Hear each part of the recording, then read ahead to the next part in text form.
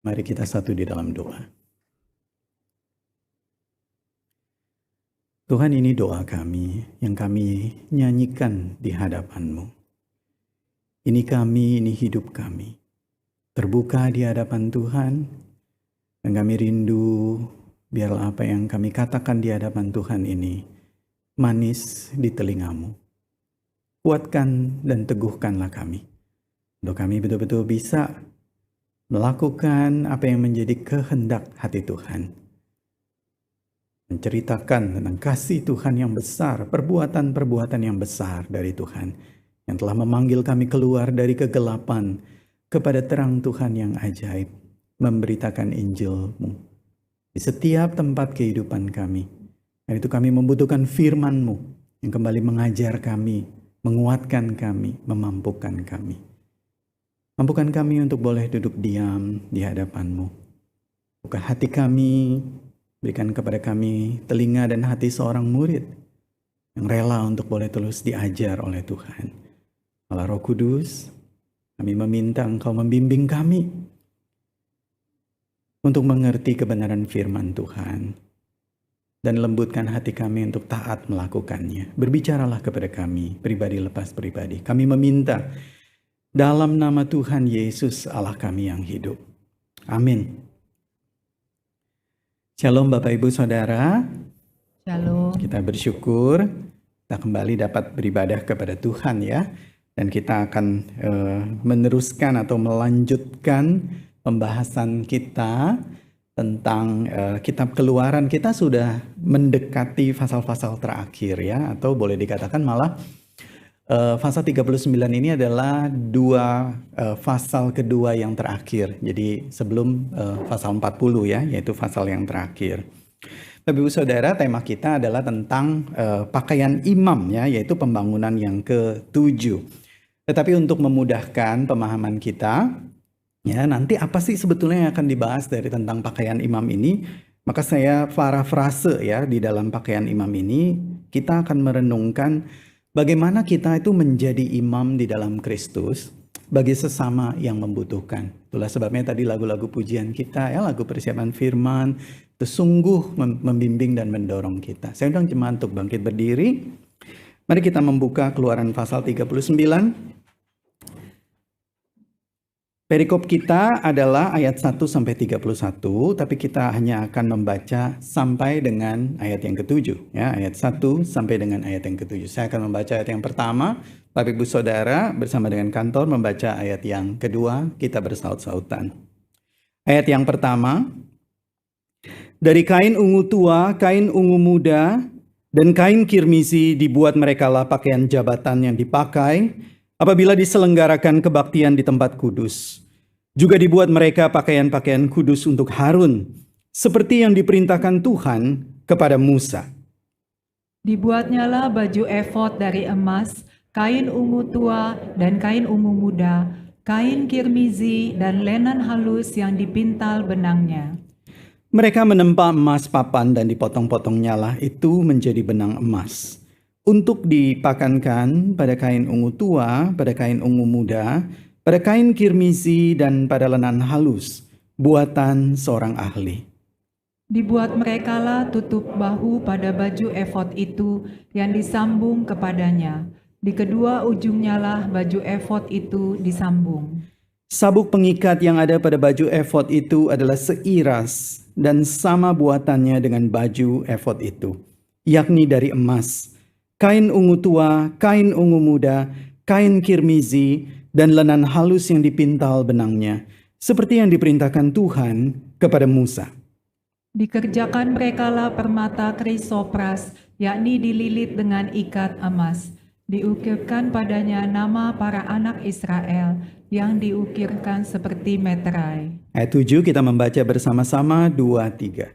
Ditaruhnyalah itu pada kedua tutup bahu baju efod sebagai permata peringatan untuk mengingat orang Israel, seperti yang diperintahkan Tuhan kepada Musa. Demikianlah firman Tuhan. Kami percaya firman Tuhan, ya dan amin. Silakan duduk.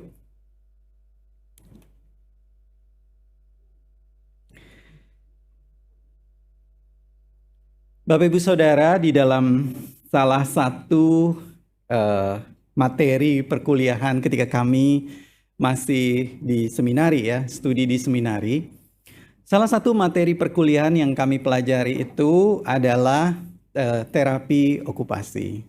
Sebenarnya ini adalah satu materi perkuliahan yang baru ya, karena biasanya materi terapi okupasi ini berbicara tentang bagaimana kita melayani orang-orang yang sedang bergumul dengan kelemahan-kelemahan fisiknya dan juga pergumulan-pergumulan secara mental. Jadi misalnya seperti skizofrenia gitu ya, depresi, kelumpuhan, bipolar gitu dan lain sebagainya. Mata kuliah seperti ini umumnya tidak diajarkan sebelumnya di seminari. Jadi kalau yang lalu-lalu biasanya kalau ada jemaat misalnya atau orang yang kurang stabil begitu ya di dalam kehidupannya, misalnya bergumul dengan depresi atau skizofrenia atau emosinya tidak stabil dan lain sebagainya, biasanya akan disarankan untuk berdoa. Dan kalau kurang stabil juga, biasanya akan diingatkan untuk lebih beriman, begitu ya, kurang iman begitu. Nah, jadi waktu kami mendapatkan pelajaran ini, kami sangat bersyukur. Bapak Ibu Saudara, salah satu yang diingatkan oleh dosen waktu itu adalah kami diajak untuk belajarnya di ruang kelas, tapi juga di luar kelas begitu. Nah, salah satu teknik pembelajarannya adalah kami diberikan pilihan untuk pakai kursi roda, gitu ya. Jadi tiap-tiap mahasiswa itu yang di kelas itu diberi kesempatan satu orang 1 minggu, gitu. Jadi udah dijadwal tuh, begitu ya, untuk duduk di kursi roda selama 1 minggu itu. Jadi semua aktivitas dia makan, dia mandi, dia ibadah dan lain sebagainya, dia harus memposisikan diri, dia tidak bisa menggunakan kakinya. Nah, jadi setiap hari kalau datang ke seminari begitu ya, saya dari rumah sih datangnya naik motor sih begitu ya. Nah, begitu motor itu diparkir, kursi roda itu udah disiapkan, saya harus duduk di kursi roda itu. Nah, pasti bagi giliran saya minggu itu saya duduk di kursi roda itu. Lalu didorong gitu sama teman, ya teman yang di kelas itu ya, didorong sama teman. Saya bilang nggak usah, saya bisa sendiri, nggak kuat gitu.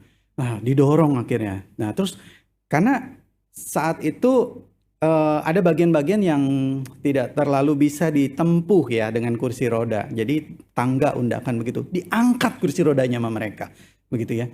Nah, setiap hari kami tuh ada ibadah atau namanya chapel begitu. Nah, chapel itu di lantai 2. Bapak Ibu bisa bayangkan bagaimana setelah kursi roda itu didorong gitu ya, harus naik ke atas. Nah, itu tidak bisa diangkat ke atas karena terlalu tinggi tangganya ke atas. Jadi saya harus turun dari kursi roda itu, terus pakai tongkat penyangga, naik pelan-pelan begitu ya, terus sampai atas, terus duduk begitu dan ikut ibadah dengan tongkat penyangga itu. Hari pertama, hari kedua, hari ketiga, terus begitu. Nah, di situ saya baru mengerti apa yang dikatakan oleh dosen. Kalau belajar ini terapi okupasi, jangan cuma belajar teorinya doang. Coba tempatkan diri kamu jadi orang itu. Sudah 1 minggu aja saya berasa waktu saya duduk di kursi roda itu, saya merasa tiba-tiba kayak orang yang lemah ya. Saya tidak suka merasa dikasihani begitu. Dibantu begitu, didorong-dorong begitu. Terus pakai tongkat kayak mau jatuh dipegangin, saya rasanya pengen bilang, saya bisa begitu. Saya merasa saya sendiri tidak bisa menerima keadaan saya. Nah, terus dosen meminta kami untuk menulis refleksi ya, setiap di akhir dari semester itu diminta untuk menulis refleksi apa yang kamu pelajari dari ini dan kira-kira apa yang mau kamu lakukan kalau kamu berada pada posisi orang itu. Saudara, dari materi pembelajaran itu terapi okupasi, saya belajar dan saya diingatkan bagaimana kita belajar menempatkan diri pada posisi orang yang sedang bergumul. Belajar menanggung penderitaan mereka. Bapak Ibu Saudara, ini yang disebut namanya empati, begitu ya. Nah, kalau situasinya gampang, situasinya tidak terlalu banyak orang ya, komunitasnya kecil, itu mudah untuk dilakukan. Tetapi kalau kita sedang berada di dalam satu situasi yang kita dituntut melakukan apa-apa serba cepat, saudara, tidak mudah melakukan seperti itu. Apalagi kalau tuntutannya banyak. Misalnya seperti hidup kita setiap sehari-hari di Singapura. Semua sudah ada sistemnya. Nah, kita berharap kalau kita masukkan dari A, inputnya, maka outputnya harusnya sudah jelas begitu. Itu bisa diprediksi. Kalau outputnya tidak seperti yang kita harapkan, kita akan cek ada apa dengan sistemnya. Tapi di balik sistem itu ada orangnya. Nah, kadang-kadang kita juga langsung gitu ya, suka ingin memperlakukan orang itu seperti sistem. Kita pengen dia cepat beres, cepat baik. Nah, tetapi sebetulnya seperti yang waktu saya diminta untuk duduk di kursi roda itu, tidak semudah itu. Untuk mendengarkan, untuk mengerti pergumulannya, dan untuk bersama-sama belajar menanggung penderitaannya. Nah, Bapak Ibu Saudara, pagi ini sebetulnya dari perikop tentang pakaian imam, inilah yang kita mau pelajari. Bagaimana kita menjadi imam di mata Tuhan yang sebetulnya adalah Tuhan minta menanggung sesama kita. Bapak Ibu Saudara, tadi kita melihat ya, di dalam pasal yang ke-39, ini adalah satu pasal sebelum pasal klimaks atau pasal penutup ya. Sebelum pasal 40 nanti Musa melakukan inspeksi dan setelah itu selesai dibangun, maka Tuhan turun memenuhi bait suci, kemuliaannya memenuhi bait suci di situ. Nah, kita melihat pakaian imam, tadi kita membaca hanya sampai ayat yang ke-7 ya. Tapi kalau kita membaca terus sampai ayat yang ke-31, sebetulnya pakaian imam itu bisa digambarkan terdiri dari 3 bagian besar ya. Yang pertama itu dikatakan baju efod. Tadi kita membaca mulai dari ayat yang kedua sampai ayat yang ke-7. Lalu bagian yang kedua itu ayat yang ke-8 sampai ayat yang ke-21 itu adalah tutup dada. Ya, tutup dada. Di mana nanti di situ ditaruh batu-batu permata, 12 batu permata ya yang melambangkan suku-suku Israel. Di baliknya juga ada Urim dan Tumim ya. Lalu bagian yang ketiga itu dikatakan ayat 22 sampai ayat 31 itu berbicara tentang pakaian-pakaian lain ya yang perlu dikenakan oleh seorang imam, misalnya turbannya atau tutup kepala atau juga kemeja, atau kalau di dalam Alkitab bahasa Indonesia, terjemahan bahasa Indonesia itu lenan ya, lenan halus. Nah, saudara, perlu kita perhatikan ayat yang pertama mengatakan ini disebut sebagai pakaian jabatan.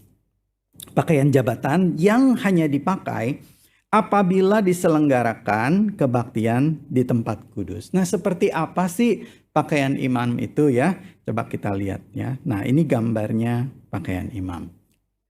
Nah, lebih mudah bagi kita untuk melihat ada 3 bagian besar tadi dikatakan. Jadi yang pertama itu baju efod ayat 2 sampai ayat yang ke-7. Saudara kalau melihat baju efod itu ada di bagian tengah ya. Di bagian tengah yang warnanya itu bercampur ungu muda ya, ungu lalu warna emas begitu. Nah, itu dijalin semuanya. Saya membayangkan ibu-ibu yang ahli ya. Ini dikatakan kan buatan tangan ahli ya. Itu benar-benar menjalinnya dengan sabar ya, dengan luar biasa sampai hasilnya bagus sekali seperti itu. Nah, lalu bagian yang kedua adalah breastpiece atau tutup dadanya. Nah, tutup dadanya juga berada di bagian tengah. Nah, kalau saudara lihat di situ tadi saya katakan ada 12 batu permata ya. Di situ ada bermacam-macam. 3 ke samping lalu 4 ke bawah. Masing-masing menggambarkan suku-suku Israel. Nah, kenapa itu ditaruh di bagian dada? Gitu ya, karena itu mau menggambarkan imam itu dia merangkul seluruh umat. Dia meletakkan umat itu di dalam hatinya, begitu. Dia menyambut umat Israel itu seluruhnya di dalam hatinya. Lalu bagian yang terakhir, sana dikatakan perlengkapan lain untuk pakaian imam. Jadi contohnya adalah jubah ya, jubah. Nah, jubah itu kalau di ayat yang kita baca di pasal 39 ini, misalnya ayat yang ke-22, di situ ada gamis baju efod, begitu ya. Itu juga termasuk dari bagian yang ketiga ya. Jadi ayat yang ke-22, lalu ayat yang ke-27 dan seterusnya. Kalau kita lihat di sana firman Tuhan mengatakan warnanya kain ungu tua. Tapi kalau digambar kita lihat warnanya itu biru gitu. Nah, karena memang kata Ibrani yang digunakan di situ ya, itu tekelet. Tekelet itu bisa diterjemahkan biru, juga bisa diterjemahkan ungu. Jadi ungunya sebegitu tua begitu ya. Jadi ada yang mengatakan biru, ada yang mengatakan ungu dan lain sebagainya. Nah, lalu turban di bagian atas, lalu itu ada crown. Ya, ada crown yang dipakai. Nah, disitulah dituliskan kudus untuk Tuhan. Ya, wah bagus sekali. Jadi dia selalu mengingat bahwa semuanya ini adalah kudus untuk Tuhan. Nah, lalu ada lenan halus ya, lenan halus itu jubahnya yang putih, yang baik di luar maupun pants ya, pakai celana yang dipakai di dalam, jubah yang di dalam itu yang tidak terlihat. Nah, jadi ini adalah gambaran pakaian imam atau lebih spesifik imam besar karena ini untuk Harun ya.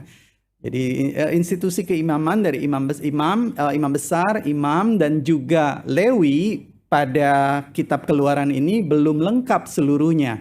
Nah, nanti waktu di kitab Imamat lebih spesifik lagi. Nah, ada nggak perbedaan pakaian antara pakaian imam besar, pakaian imam, dan pakaian Lewi? Ada, beda ya pemakaiannya. Nah, kira-kira seperti ini. Jadi kita lihat kalau yang imam besar tuh lebih banyak ornamennya, ya, lebih banyak ornamennya. Kalau yang imam biasa lebih sederhana, yang pakaian Lewi lebih sederhana lagi. Jadi biasanya Lewi itu bertugas untuk menjaga ya di kemah suci, menjaga lampu dan lain sebagainya, dan mereka juga mempersiapkan korban dan lain sebagainya, membantu imam dalam mengerjakan. Dan mereka juga biasanya memimpin puji-pujian, bernyanyi dan lain sebagainya seperti itu. Jadi bajunya juga lebih sederhana. Ibu saudara, saya membayangkan waktu kita melihat pakaian imam yang tadi ya, yang seperti ini. Wah, ini bagus sekali semuanya. Ya, mulai dari atas sampai ke bawah, betul-betul melambangkan hasil karya yang baik. Betul-betul melambangkan ini bukan sembarangan orang yang memakainya. Ini bukan dipakai untuk urusan yang sembarangan. Dan betul-betul dikhususkan untuk satu, tadi dikatakan pakaian jabatan. Saudara, saya mau ajak kita untuk pause dan reflect ya. Apa sih yang bisa kita pelajari untuk pakaian imam ini? Kan kita bukan imam dalam arti kita melakukan penyelenggaraan ibadah seperti Harun ya. Apa yang bisa kita tarik dalam konteks kehidupan kita? Saudara, yang pertama dalam pelajaran rohani ini ya. Saudara, firman Tuhan mengingatkan kita untuk membedakan antara pejabat dan jabatan. Ya, tadi firman Tuhan ayat 1 mengatakan ini adalah pakaian jabatan, bukan pakaian pejabat. Pakaian jabatan. Saudara, maksudnya apa pakaian jabatan itu? Saudara, pakaian jabatan itu adalah maksudnya itu milik Tuhan. Pejabat itu adalah orangnya. Itu adalah milik kita sendiri ya, milik kita sendiri. Tapi jabatan itu adalah milik institusi. Itu punya Tuhan. Sama seperti Harun. Suatu saat itu bisa diambil oleh Tuhan dan bisa diberikan kepada orang lain yang Tuhan tunjuk. Pejabat itu bersifat menetap. Nah, saya terus menjadi saya, dipanggilnya Pak Yudi, begitu ya. Anda juga akan terus menjadi Anda. Nama kita akan terus melekat pada diri kita. Tetapi jabatan itu memiliki batas waktu. Bersifat temporal. Harun tidak bisa berkata kepada seisi keluarganya, selama-lamanya saya mau jadi imam ini. Selama-lamanya begitu ya, nggak bisa saya serahkan jabatan ini kepada orang lain. Nggak boleh begitu. Nah, jabatan itu sifatnya ada batasnya, sifatnya temporal. Nah, misalnya kalau di dalam sinode presbyterian kita begitu ya. Misalnya preachers, minister, associate minister, senior pastor, senior minister, bahkan sampai synod moderators, itu jabatan. Ada batas waktunya dan bersifat temporal. Tuhan bisa cabut sewaktu-waktu ya melalui keputusan institusi dan bisa memberikannya kepada yang lain. Bisa berubah-berubah. Tetapi yang menetap itu adalah orangnya. Nah, ketika kita lalai memisahkan keduanya, itu bisa menyebabkan power abuse. menyalahgunakan kekuasaan. Saudara, saya percaya prinsip kebenaran ini bisa diterapkan bukan hanya di dalam kemah suci, tetapi juga di dalam pekerjaan kita masing-masing. Betul ya? Kadang-kadang kita ketemu di kolega kita begitu ya, di kantor dengan orang yang udah waktunya dia sebenarnya naik jabatan misalnya begitu ya, dan dia harus memberikan itu kepada yang lain. Dia tidak mau begitu. Dia lupa bahwa dianya sendiri sebenarnya tidak berubah. Tapi jabatan itu harusnya itu diberikan kepada tongkat estafet. Kadang-kadang kita bertemu dengan orang yang seperti itu. Saudara, ada satu cuplikan video yang menarik yang kiranya bisa memberi insight buat kita tentang hal ini. Ya, mari kita saksikan bersama. Saya minta tolong lampunya mungkin bisa diredupkan ya bagian sini. Undersecretary of Defense who was invited to give a speech at a large conference about 1,000 people. And he was standing on the stage with his cup of coffee in a styrofoam cup, giving his prepared remarks with his PowerPoint behind him. And he took a sip of his coffee and he smiled and he looked down at the coffee. And then he went off script. And he said, last year I spoke at this exact same conference. Last year I was still the undersecretary. And when I spoke here last year, they flew me here business class. And when I arrived at the airport, there was somebody waiting for me to take me to my hotel. And they took me to my hotel and they had already checked me in and they just took me up to my room. And the next morning I came downstairs and there was someone waiting in the lobby to greet me and they drove me to this here same venue. They took me through the back entrance and took me into the green room and handed me a cup of coffee in a beautiful ceramic cup. He says, I'm no longer the undersecretary. I flew here coach. I took a taxi to my hotel and I checked myself in. When I came down the lobby this morning, I took another taxi to this venue. I came in the front door and found my way backstage, and when I asked someone, do you have any coffee? He pointed to the coffee machine in the corner and I poured myself a cup of coffee into this here styrofoam cup. He says the lesson is, the ceramic cup was never meant for me. It was meant for the position I held. I deserve a styrofoam cup. Remember this. As you gain fame, as you gain fortune, as you gain position and seniority, people will treat you better. They will hold doors open for you. They will get you a cup of tea and coffee without you even asking. They will call you sir and ma'am, and they will give you stuff. None of that stuff is meant for you. That stuff is meant for the position you hold. It is meant for the level that you have achieved of leader or success or whatever you want to call it. But you will always deserve a styrofoam cup. Remember that. Remember that lesson of humility and gratitude. You can accept all the free stuff. You can accept all the perks. Absolutely, you can enjoy them. But just be grateful for them and know that they're not for you. I remember getting off the Acela. I took the Acela from New York to Washington, D.C. And I got off the train like everybody else. And I was walking down the platform like everyone else. And I walked past General Nordy Schwartz, who used to be the Chief of Staff of the United States Air Force, the head of the Air Force. And here I did, see a guy in a suit schlepping his own suitcase down the platform just like me. And just a couple months ago, he was flying on private jets and he had an entourage and other people carried his luggage. But he no longer held the position. And so now he got to drag his own suitcase. And never did it sort of remind me more that none of us deserve the perks that we get. We all deserve a styrofoam cup. Saudara, setiap kita dikatakan kita hanya layak mendapatkan a styrofoam cup ya. Saya percaya hal yang sama juga diterapkan di dalam konteks kehidupan iman kita. Tidak ada di antara kita yang betul-betul layak di hadapan Tuhan, dikatakan. Tidak ada yang layak. Tapi Tuhan yang melayakkan kita. Kalau Tuhan memberikan kesempatan, kalau Tuhan memberikan kemampuan, kalau Tuhan memberikan apa yang bisa kita punya pada saat ini. Tadi video itu mengatakan gratitude, humility. Saudara, kalau Harun dipercaya oleh Tuhan, Dengan pakaian yang begitu indah, pakaian jabatan itu bukan karena Harunnya. Tetapi karena Tuhan yang beranugerah, Tuhan yang berkenan. Oleh karena itu, ini menolong kita juga untuk bisa membedakan antara diri kita dan juga jabatan yang kita pegang atau yang kita punya. Tuhan mau kita bersyukur, Tuhan mau kita rendah hati. Saudara, yang kedua, pelajaran rohani yang kedua adalah bedakan antara panggilan dan prestise. Ya. Kalau tadi yang pertama antara jabatan dengan pejabatnya, dengan orangnya, maka yang kedua antara panggilan dan prestise.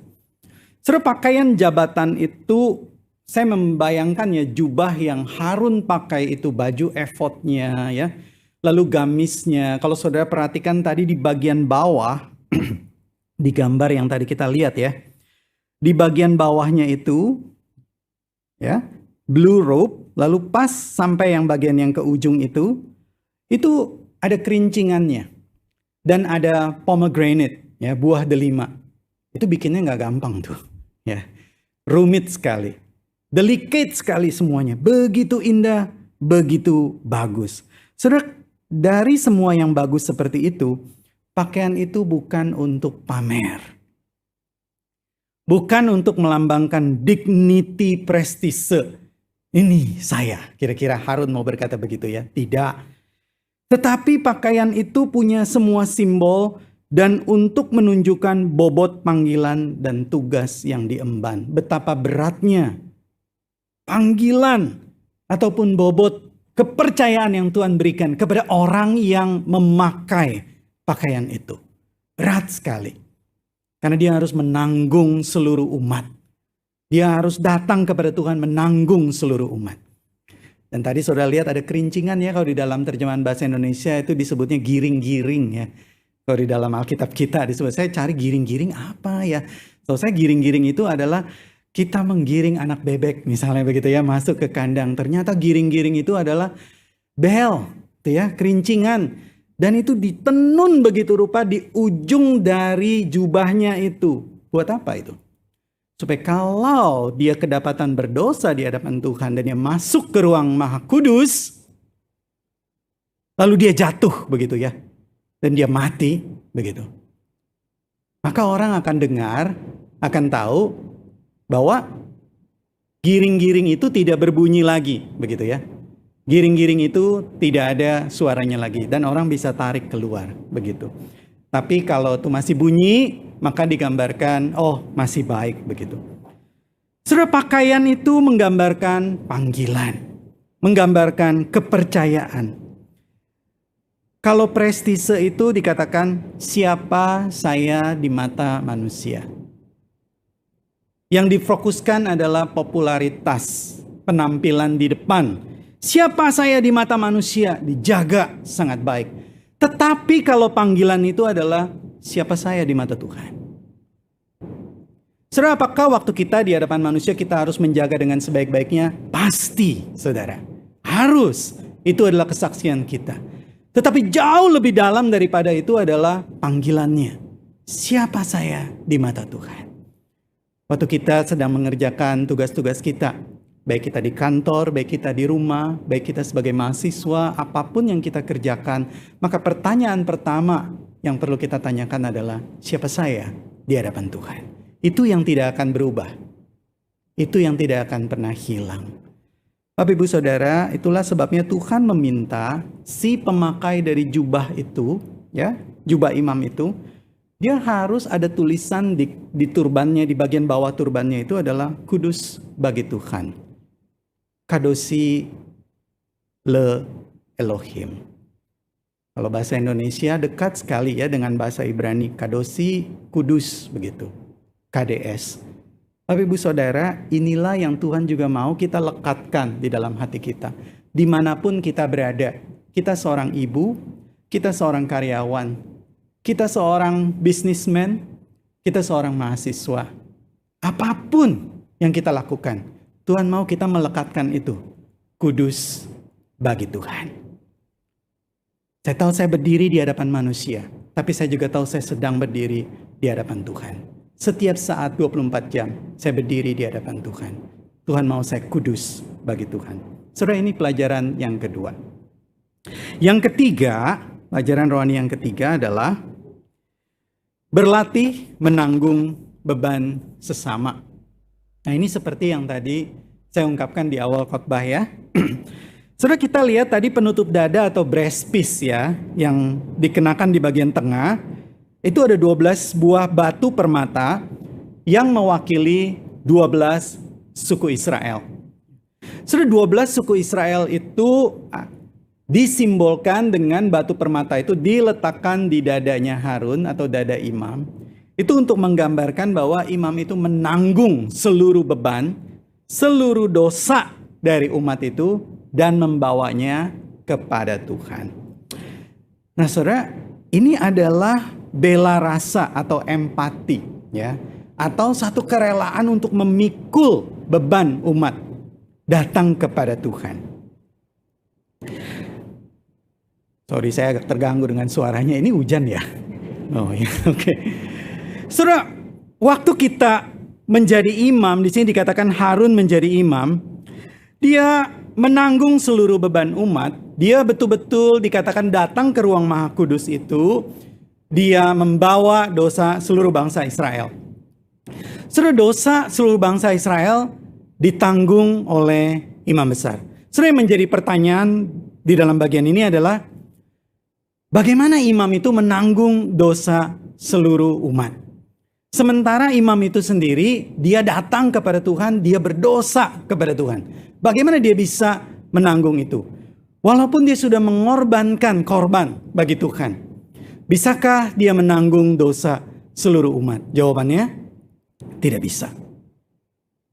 Itulah sebabnya imam besar di dalam bagian ini sebenarnya adalah simbol. Simbol untuk menggambarkan imam besar yang sempurna. Imam besar agung yang mengorbankan dirinya satu kali untuk selama-lamanya. Dan ini menggambarkan hati Tuhan Yesus, Sang Imam Besar Agung. Ibrani pasal 4 ayat 14-16 mengatakan, karena kita sekarang mempunyai imam besar agung yang telah melintasi semua langit, yaitu Yesus anak Allah, baiklah kita teguh berpegang pada pengakuan iman kita. Sebab imam besar yang kita punya bukanlah imam besar yang tidak dapat turut merasakan kelemahan-kelemahan kita, sebaiknya sama dengan kita. Ia telah dicobai, hanya tidak berbuat dosa. Sebab itu marilah kita dengan penuh keberanian menghampiri tahta kasih karunia, supaya kita menerima rahmat dan menemukan kasih karunia untuk mendapatkan pertolongan kita pada waktunya. Bapak Ibu Saudara yang terkasih dalam Tuhan, sini kita bisa melihat apa? Kita punya imam besar yang dikatakan tadi kan digambarkan imam besar itu mampu untuk merasakan seluruh pergumulan umat. Dan di sini Tuhan Yesus digambarkan sebagai imam besar. Dia bukan imam besar yang tidak dapat merasakan pergumulan kita, tetapi dikatakan dia imam besar yang dapat merasakan pergumulan kita. Dia mengerti betapa beratnya pergumulan kita. Bapak Ibu Saudara, di sini dikatakan istilah turut merasakan di dalam bahasa aslinya itu sebetulnya adalah penggambaran empati, simpati begitu ya. Karena patheos itu adalah penderitaan, pergumulan. Tuhan Yesus bersama-sama bergumul dengan kita. Tapi mungkin kita bertanya, tapi Tuhan Yesus tidak punya anak Pak Yudi. Tuhan Yesus tidak tahu bagaimana bergumul, mendidik anak. Tuhan Yesus juga tidak bekerja di kantor. Tuhan Yesus tidak tahu bagaimana pergumulan di kantor. Bapak Ibu Saudara, justru dengan penggambaran yang seperti ini, sebenarnya kita bisa melihat dan bisa mengerti bahwa di dunia ini yang paling bisa merasakan pergumulan kita sebenarnya hanya Tuhan Yesus. Saudara, saya menggambarkan begini, kalau misalnya saya punya satu batang penggaris plastik ya, penggaris mika begitu ya. Lalu saya lenturkan dengan keras begitu ya, apa yang terjadi? Patah ya. Karena dia tidak kuat begitu menahan tekanan, patah. Nah, sama seperti kita. Kalau digambarkan kita itu adalah penggaris plastik atau penggaris mikanya begitu ya. Nah, seringkali beban pergumulan menekan kita begitu keras begitu. Sampai satu titik kita berkata, Tuhan saya tidak sanggup. Tuhan sudah cukup, saya tidak sanggup. Kadang-kadang kita juga tergoda jadi meragukan Tuhan. Kadang-kadang kita juga jadi tergoda, jadi undur dari pelayanan dan lain sebagainya. Patah begitu. Tetapi ada penggaris yang kedua. Penggaris ini terbuat dari logam yang bagus sekali. Gitu ya. Logam yang bagus sekali. Logamnya solid dan kuat, tapi lentur. Jadi begitu dia ditekan begitu rupa, dia tidak patah. Tapi waktu ditekan, ujung sama ujungnya itu bisa ketemu dan dia membentuk lingkaran. Saudara, siapa penggaris itu? Yesus. Tuhan Yesus adalah satu-satunya manusia sempurna, Allah sejati di dalam dunia ini yang pernah mengalami tekanan paling berat, seberat-beratnya sampai titik neraka. Tidak pernah ada orang yang mengalami seperti itu dan menang. Tidak pernah. Tuhan Yesus satu-satunya. Jadi dia betul-betul menanggung tekanan itu sampai titik ujung sama ujungnya ketemu. Jadi kalau dia sudah menanggung tekanan yang begitu paling berat, paling maksimal, sampai Allah Bapa pun memalingkan muka dari hadapannya, dia pasti bisa mengerti penderitaan kita. Itulah sebabnya dia bisa berkata, imam besar yang kita punya adalah imam yang mengerti pergumulan-pergumulan kita. Bapak Ibu Saudara, dengan pemahaman seperti ini, kita bisa yakin datang kepada Tuhan. Itulah sebabnya tadi ayat yang tadi mengatakan di ayat yang ke-16-nya. Untuk mendapatkan rahmat dan kasih karunia dan pertolongan dari Tuhan. Bapak Ibu Saudara, karena Tuhan sudah begitu berbelas kasihan kepada kita. Menanggung pergumulan kita. Maka Tuhan juga mau kita menanggung pergumulan sesama. 1 Petrus pasal 2 ayat 9 yang tadi kita baca yang menjadi berita anugerah ya. Dikatakan tetapi kamulah bangsa yang terpilih, imamat yang rajani, bangsa yang kudus, umat kepunyaan Allah sendiri. Sudah setiap kita adalah imam di mata Tuhan. Maka karena Tuhan sudah menanggung beban kita, menopang kita, mendukung kita dengan setia sepanjang hidup kita, Tuhan mau kita juga menanggung beban sesama. Berbela rasa. Saudara, saya ingin menyaksikan satu pengalaman pribadi yang saya alami ya. Suatu kali saya makan di, biasa kan kami pengerja suka makan di seberang ya, seberang gereja. Nah, satu kali saya makan di tempat makan yang dulunya itu Aston itu ya, yang ada bus stop seberangnya itu di situ. Lagi makan, enak gitu ya. Lalu lihat ke jalanan begitu. So di jalanan itu ada seorang uncle yang mau menyeberang jalan, kan ada seberangan gitu ya di situ ya. Dia jalan pelan sekali. Sebegitu pelannya saya bisa perhatikan dan saya duga kemungkinan besar dua, dia kena Parkinson atau yang kedua adalah dia pernah kena stroke. Jadi jalannya itu kira-kira begini ya. Saya gambarkan ya.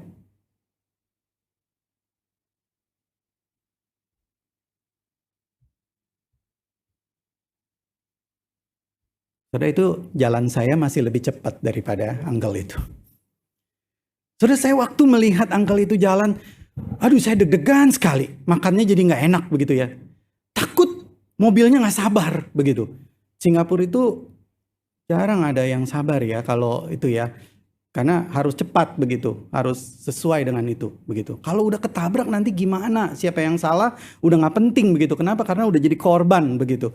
Dia berhasil sampai ujung. Wah, senang. Makannya juga beres ya, lega begitu. Udah selesai. Nah, saya selesai makan gitu, terus saya mau pulang begitu. Saya lihat si uncle itu mau balik begitu. Aduh, saya pikir, kayaknya saya yang stres ya jadinya begitu ya. Ngelihat dia stres sekali begitu loh. Jadi dia mau turun dari undakan itu. Kan kalau mau nyebrang itu, kalau dari Aston ada undakan ya, pegang itu. Dia pegang cengkram itu loh, tiang itu, railingnya itu kenceng sekali. Dia satunya lagi bawa tongkat begitu ya. Satunya lagi bawa tongkat begitu, bawa kresek begitu. Dia pelan pegang. Lalu saya ngomong, uncle, you want to go down? You want to cross the street? Dia liatin begitu kan. Terus saya bilang, street, cross? Katanya begitu, dia langsung begitu. Oke, terus saya langsung kasih tangan saya. Waktu saya kasih tangan saya, Bapak Ibu apa yang terjadi? Tangan saya dicengkram, pluk begitu ya. Kuat sekali. Tuk begitu, kuat sekali. Dia takut jatuh ternyata. Kuat sekali dipegang begitu. Jadi kami turun bersama-sama begitu. Kami turun jalan pelan-pelan. Pelan, turunnya aja sampai bawah pelan. Nah itu baru sampai bawah. Sekarang mau nyebrang, pelan banget begitu. Saya rasanya nggak enak sekali. Diliatin sama orang-orang jadinya begitu ya. Diliatin. Karena biasanya yang nuntun itu kan suka mbak begitu ya. Ini ya, ini kok ada laki-laki muda begitu ya. Siapa pula ini begitu. Dia pegang-pegang. Udah terus mobilnya berhenti jadinya. Ngik begitu kan. Dan lama berhentinya. Karena si uncle ini jalannya lama begitu. Jalannya lama. Tiba-tiba dalam hati saya ada perasaan apa Bapak Ibu? Aduh, lama ya.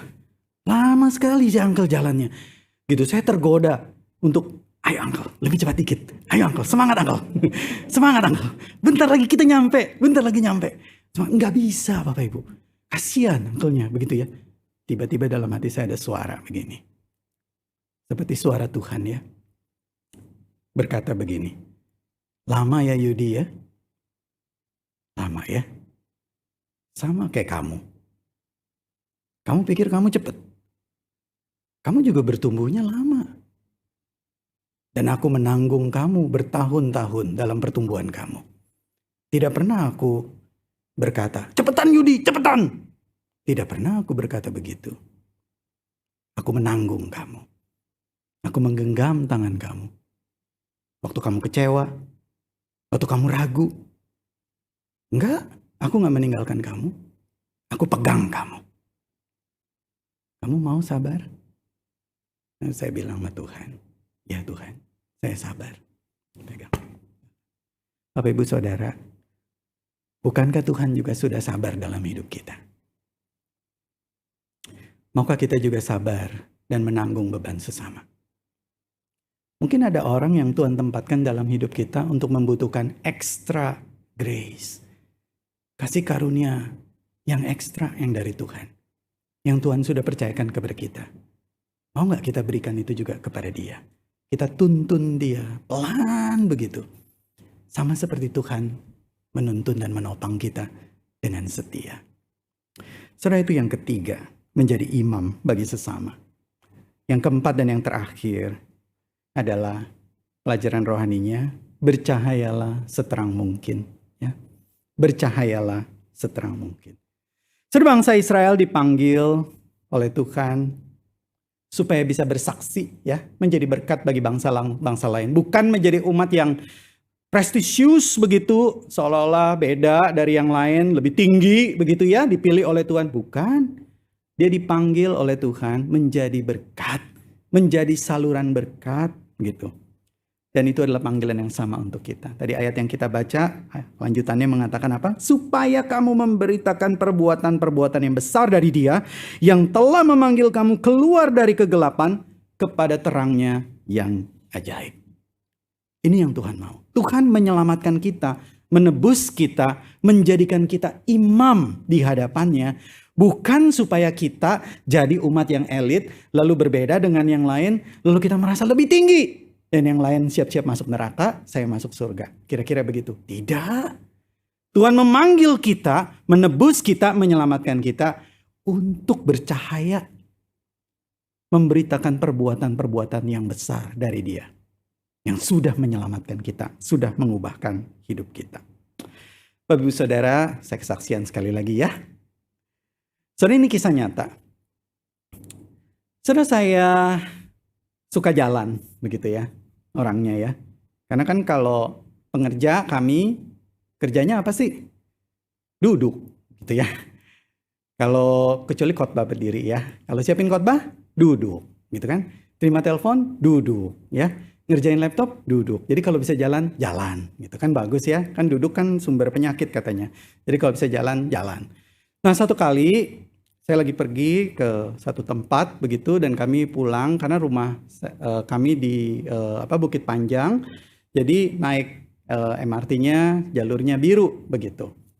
Nah, lalu saya bilang sama Bu Stella, kamu duluan aja deh naik MRT-nya terus sampai Bukit Panjang.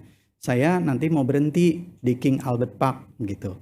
Nah, sejak saya dikasih tahu ada Green Corridor, saya suka ke situ begitu ya. Kenapa? Karena banyak pohon-pohonan begitu. Saya orangnya senang dengan alam begitu. ini mau jalan maksudnya, kata dia begitu ya. Merasa ditinggalkan mungkin oleh suami ya, begitu ya. Saya bilang, iya saya jalan, nanti ketemu di rumah, begitu. Kamu duluan aja naik MRT sampai Bukit Panjang, nanti pulang saya jalan, begitu. Kan lumayan, karena saya hitung-hitung kalau dari King Albert Park itu ada pintu untuk masuk ke Green Corridor itu kira-kira 1 sampai 1,5 jam. Itu udah sore, gitu. Jadi jam pulang sebenarnya, begitu. Tapi matahari masih terang, saya pikir just nice, gitu. Kan sampai rumah bajunya udah basah kuyup, udah mandi begitu ya, terus makan, istirahat. Jadi pas waktunya, begitu saya pikir. Udah seperti itu, dia oke, lalu saya jalan. Bapak Ibu Saudara, saya hitung waktunya kira-kira 1 jam atau 1 jam 15 menit, 1,5 jam. Saya bisa keluar sampai Rail Mall, kira-kira begitu. Dari Rail Mall bisa jalan kaki terus sampai rumah, begitu. Nah, saya berpikir begitu sampai Rail Mall itu kira-kira matahari itu udah turun. Jadi just nice saya bisa keluar dari Green Corridor itu ketika hari sudah mulai gelap. Nah, saudara, saya mulai berjalan. Mulai berjalan. Waktu terus berjalan seperti itu, udah cukup lama ya, kira-kira mungkin hampir sejaman begitu saya berjalan, matahari udah mulai redup. Tapi saya berasa kok nggak enak ya perasaan saya begitu. Kenapa nggak enak? Karena waktu saya lihat kiri kanan, saya merasa gedung ini nggak seperti yang saya lihat kalau saya jalan pulang begitu. Dan saya perhatiin, kok dari tadi nggak nyampe-nyampe begitu ya. Saudara, apa yang terjadi? Anda bisa tebak? Iya, terbalik. Waduh, cilaka. Wah, cilaka betul-betul. Saya pikir, gimana sih? Ini hamba Tuhan jalannya salah arah begitu ya. Saya untuk memastikan saya langsung keluarin map. Karena awal-awal saya udah pede banget begitu ya. Pasti jalannya kemari begitu kan ya. Saya langsung jalan begitu. Jadi waktu saya keluarin map, saya pastikan gitu. Aduh, kenapa nggak dari awal keluarin map begitu ya. Saya udah pede banget. Wah, betul salah arah. Apa yang harus dilakukan? Berbalik.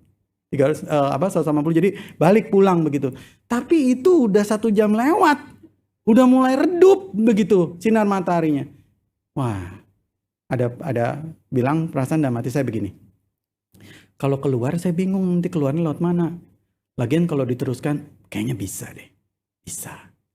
Kamu kan bisa. Ya kan? Coba jalan. Bisa. Bisa gitu kan ya.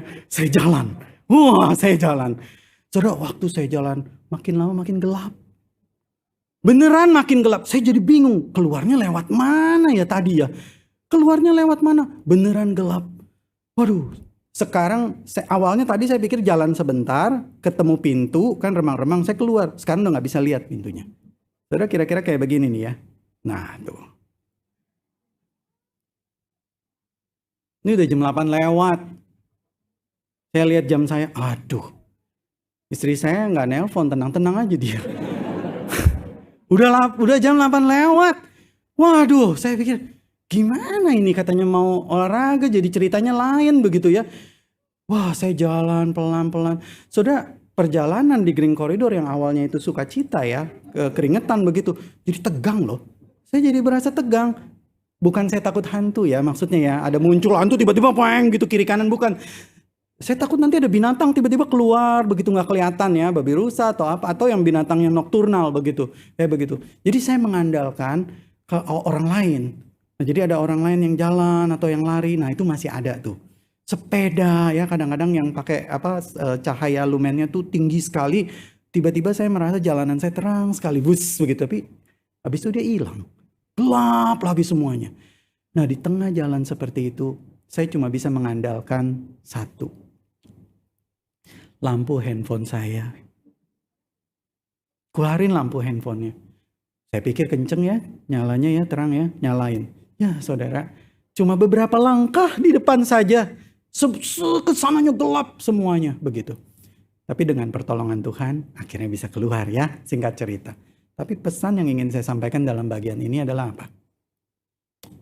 Saudara, mungkin hidup kita dan hidup orang-orang di sekeliling kita, itu seperti waktu kita jalan di Green Corridor di tengah malam yang gelap kayak begitu. Saudara, mungkin Tuhan meletakkan cahaya itu di tangan kita. Dan mungkin cuma itu satu-satunya cahaya. Bayangkan kalau kita tidak bercahaya. Bayangkan kalau kita berkata, Tuhan, aku tidak mau berikan cahaya. betapa gelapnya komunitas itu. Betapa gelapnya rumah itu. Betapa gelapnya tempat itu. Bapak Ibu Saudara, mungkin Anda adalah satu-satunya lilin kecil yang Tuhan letakkan di komunitas Anda saat ini. Bercahayalah seterang mungkin. Bawa orang kepada Tuhan Yesus. Ceritakan perbuatan-perbuatan yang besar yang sudah berkarya, bekerja dalam hidup kita. Bercahayalah. Saudara, biarlah firman Tuhan ini menguatkan dan mendorong kita. Bahwa Tuhan memanggil kita menjadi imam. Supaya kita mampu membedakan antara pejabat dan jabatan. Antara panggilan dari Tuhan dan ini bukan prestise popularitas. Dan kita diajak untuk menanggung dan sabar. Beban dari sesama kita. Dan Tuhan memanggil kita untuk menjadi terang, bercahaya. Mari kita masuk di dalam doa.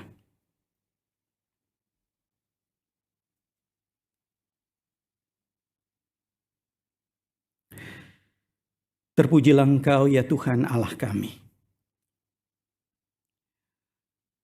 Engkau yang sudah menebus kami. Menjadikan kami milik kepunyaan-Mu. Kini kami mengerti bahwa imam secara status memang Tuhan berikan kepada Harun.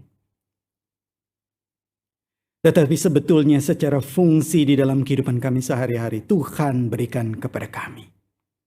Setiap kami adalah imamat yang rajani yang Tuhan panggil. Menjadi imam bagi sesama kami, menanggung pergumulan mereka. Ajar kami untuk melihat bahwa ini adalah panggilan dari Tuhan. Dimanapun kami berada. Di rumah, di kantor, di studi, di masyarakat.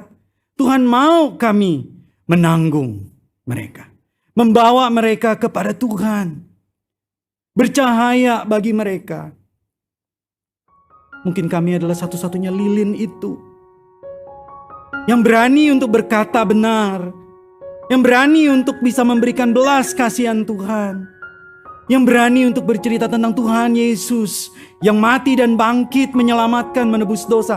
Satu-satunya jalan keselamatan. Ampuni kalau selama ini cahaya itu yang sudah redup. Kami tutup. Dengan keegoisan dan rasa malu kami. Tuhan, kami mau buka kembali selubungnya. Kami biarkan itu lilinnya, cahayanya menyala seterang mungkin seluruh tempat dan semua orang bisa melihatnya. Ini kami. Bukan kami yang sempurna, bukan. Tetapi karena ada kuasa Roh Kudus yang bekerja di dalam kami yang sudah melahir barukan, yang berkarya, yang terus-menerus campur tangan dalam hidup kami. Dan biarlah sesama kami bisa melihat cahaya itu sehingga kami, ketika kami berinteraksi dengan orang lain, doa dan kerinduan kami, mereka bertemu dengan Tuhan Yesus. Mereka berjumpa dengan Tuhan Yesus. Dan mereka pun mendapatkan cahaya yang sama. Terima kasih Bapa di surga. Kami bersyukur kepadamu.